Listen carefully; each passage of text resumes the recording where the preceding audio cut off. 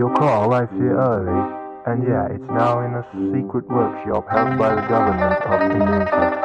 Or there are some kind of problems with your car, like the wheels. The wheels were broken because some boxes on the plane hit the wheels.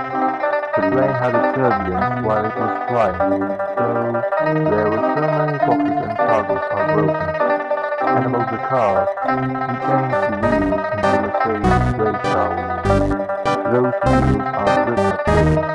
Maybe you need it when you are chasing someone. And yeah, I told the workers to add some clutch like an air suspension. You need it for off-roading since Indonesia has so many off-road tracks. And of course, they will change the Japanese plate number into Indonesian plate number. You may tell me what do you want about plate number and